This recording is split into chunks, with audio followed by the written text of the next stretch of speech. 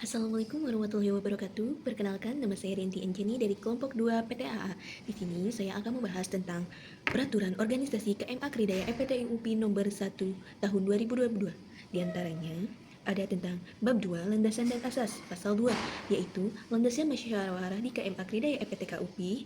Ini berdasarkan 1. Pancasila dan Undang-Undang 1945. 2.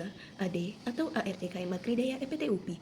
Lalu selanjutnya ada pasal 3, yaitu musyawarah di KMA Kridaya EPTK UPI dilaksanakan berdasarkan asas kekeluargaan. Lalu ada bab 4, yaitu jenis musyawarah. Pasal 5. Jenis musyawarah di KMA Kridaya EPTK UPI adalah sebagai berikut.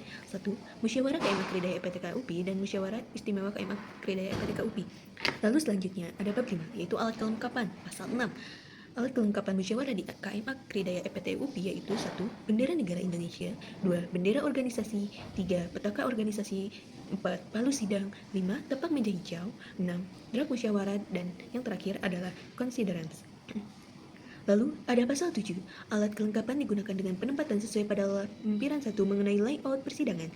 2. Penggunaan alat kelengkapan pada keadaan darurat dapat disesuaikan dengan dikeluarkannya surat keputusan mandataris atau persetujuan Ketua Badan Pengurus dan Ketua Dewan Perwakilan anggota KMA Kridaya EPT KUP. Lalu ada bab selanjutnya yaitu praksi, pasal 8. Angkatan aktif. 1. Anggota biasa KMA Kridaya EPTK UPI. 2. Penanam praksi disesuaikan dengan tahun angkatan masing-masing anggota. 3. Memiliki hak bicara, hak suara, hak pilih, dan hak memilih. 3. Berkewajiban menjunjung tinggi perundang-undangan KMA Kridaya UPI dan menjaga nama baik KMA Kridaya UPI. Lalu, ada pimpinan sidang, pasal 10. 1. Jenis pimpinan sidang musyawarah di KMA Kridaya EPTK UPI terdiri dari 1. Pemimpin sidang sementara. 2. Pemimpin sidang terpilih. Lalu selanjutnya ada hak. Pasal 11. Pimpinan sidang berhak 1. Mengatur jalannya persidangan. 2. Memberikan izin persidangan. 3. Mengarahkan atau menghentikan pembicaraan yang menyimpang dan tujuan ada materi sidang. Lalu terakhir menjadi penanggung jawab sementara KMA Kridaya EPTK UPI sampai terpilihnya mandataris KMA Kridaya EPTK UPI yang baru. Lalu ada pasal 12 tentang kewajiban, yaitu pimpinan sidang wajib 1. Bertindak secara objektif. 2. Bertanggung jawab atas keputusan sidang. 3. Menjadi penengah dalam mekanisme lobbying. 4. Menjunjung tinggi perundang-undangan KMA Kridaya UPI dan menjaga nama baik KMA Kridaya UPI. Lalu ada selanjutnya tentang pasal 13, mekanisme penggantian pimpinan sidang. 1.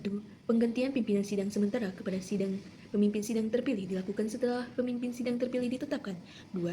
Apabila dalam proses persidangan pemimpin sidang tidak dapat melaksanakan tugas, maka tugas sidang digantikan oleh pemimpin sidang 2 atau 3 secara bergilir tanpa mengubah urutan penanaman pimpinan sidang. Lalu, pimpinan sidang dapat digantikan apabila 1. Tidak mampu memimpin sidang. 2. Berhalangan hadir. 3. Meninggal dunia. 4. Lalu selanjutnya ada penggantian pimpinan sidang dilakukan dengan cara pimpinan sidang yang bertugas menjalankan sidang mengucapkan penyerahan ke pimpinan sidang dan pimpinan sidang yang menggantikan mengucapkan penerimaan ke pimpinan sidang dengan setiap pengucapan diakhiri dengan ketukan palu. 5. Apabila pemimpin sidang terpilih berhalangan hadir, sebagaimana yang dimaksud ayat 3 huruf B, maka dapat digantikan sementara oleh pemimpin sidang yang sementara atas persetujuan quorum. Lalu selanjutnya, apabila pimpinan sidang sementara berhalangan hadir, sebagaimana dimaksudkan ayat 3 huruf B, maka dapat digantikan sementara oleh anggota DPR akan Kridaya EPTK UPI atas persetujuan forum. Lalu selanjutnya, apabila pimpinan sidang yang bertugas menjalankan sidang meninggal dunia sebagaimana maksud ayat 3 huruf C, maka pimpinan sidang yang menghentikan dapat langsung mengucapkan penerimaan pimpinan sidang yang diakhiri satu ketukan palu. Lalu ada persidangan pasal 14, yaitu persidangan dalam musyawarah atau musyawarah KMA Kridaya EPTK UPI adalah sidang pleno dan sidang paripurna. 2. Sidang pleno sebagaimana dimaksud pada ayat 1 merupakan sidang untuk membahas dan menetapkan suatu agenda dalam musyawarah. 3. Sidang paripurna sebagaimana dimaksud pada ayat 1 merupakan sidang untuk menegaskan kembali seluruh keputusan yang telah dibuat. Lalu ada pasal 15 tentang quorum. 1. Sidang dinyatakan sah jika dihadiri sekitar 2/3 dari jumlah fraksi aktif yang masih terdapat di Departemen Pendidikan Teknik Arsitektur. 2. Apabila ayat 1 tidak terpenuhi, maka sidang ditunda 2 kali 10 menit.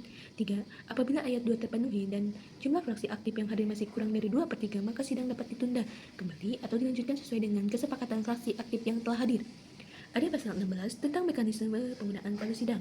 1. Palu sidang hanya digunakan untuk pimpinan sidang untuk memimpin jalannya persidangan. 2. Palu sidang diketuk sebanyak 1 kali ketika A. Mengesahkan keputusan. B. Melakukan penggantian pemimpin sidang. C. Membuka dan menutup skorsing atau pending. Lalu ada 3. Palu sidang diketuk sebanyak 2 kali ketika membuka dan menutup sidang pleno dan sidang paripurna. Palu sidang diketuk sebanyak 3 kali ketika membuka dan menutup musyawarah. Palu sidang diketuk sebanyak berulang kali ketika forum tidak kondusif. Lalu, ada pasal 17 tentang interupsi. 1. Setiap peserta sidang dapat memotong pembicaraan atau interupsi dengan menggunakan mekanisme yang benar dan izin pemimpin sidang. 2. Interupsi dilakukan dengan diawali mengacungkan tangan kanan. 3. Jenis interupsi dengan urutan diprioritaskan sebagai berikut. A. Point of privilege. B. Point of clarification. C. Point of information. D. Point of order. Lalu selanjutnya ada pasal 18, coursing dan pending. 1. Coursing merupakan penghentian sidang untuk keperluan tertentu yang memerlukan waktu 1 kali 5 menit hingga 2 kali 30 menit. Lalu ada pending merupakan penghentian sidang dalam waktu lebih dari 1 jam atau sesuai kesepakatan forum. Lalu ada mekanisme pemilihan, pasal 19 tentang pimpinan sidang. 1. Setiap anggota fraksi angkatan berhak untuk mencalonkan diri dan dicalonkan sebagai pemimpin sidang. 2. Calon pemimpin sidang diajukan oleh setiap fraksi angkatan dengan jumlah minimal sebanyak 3 orang. 3. Calon pemimpin sidang yang diajukan oleh setiap fraksi angkatan wajib melakukan verifikasi sesuai persyaratan. 4. Persyaratan sebagaimana dimaksud pada ayat 3 sekurang-kurangnya terdiri dari atas: beriman dan bertakwa kepada Tuhan Yang Maha Esa, anggota biasa KM Akridaya EPTK UPI, mengetahui tata cara persidangan dan perundang-undangan mengenai musyawarah di KM Akridaya EPTK UPI. Lalu selanjutnya ada persyaratan teman pimpinan sidang diatur dan disepakati oleh lebih lanjut oleh forum dalam musyawarah. 6. Pemilihan pimpinan sidang dilakukan dengan cara lobbying antara calon pemimpin sidang dan pemimpin sidang sementara untuk mencapai mufakat. 7. Apabila mekanisme lobbying tidak tercapai, maka pemilihan sidang dilakukan dengan pemungutan suara voting. 3. Calon pemimpin sidang yang terpilih selanjutnya ditetapkan menjadi pimpinan sidang musyawarah. Lalu ada mekanisme perubahan AD atau ART pasal 22.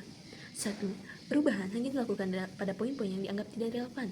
2. Pengajuan perubahan poin berdasarkan usulan anggota KMA. 3. Usulan anggota sebagaimana dimaksudkan pada ayat 2 ditindaklanjuti dengan dilakukan pengkajian tingkat 1 oleh DPA KM Akridaya. 4. Pengkajian tingkat 1 oleh DPA KM Akridaya sebagaimana dimaksud pada ayat 3 menghasilkan rekomendasi keputusan.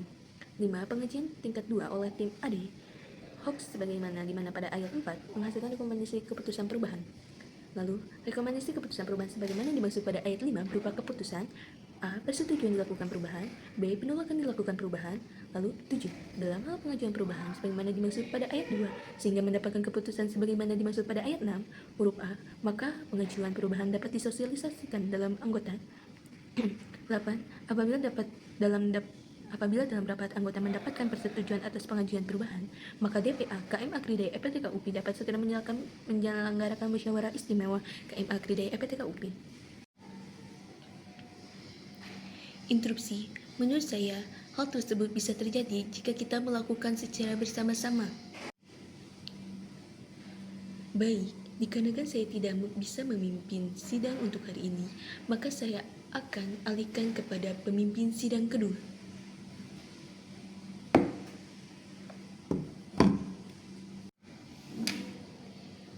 Baik, pemimpin sidang akan segera diganti. Maka dari itu, sidang akan segera dibuka. Dari itu, musyawarah kali ini sudah dicukupkan. Itu saja mungkin yang bisa saya dapatkan, yang bisa saya jelaskan, kurang lebihnya mohon maaf. Wabillahi taufiq wal hidayah. Wassalamualaikum warahmatullahi wabarakatuh.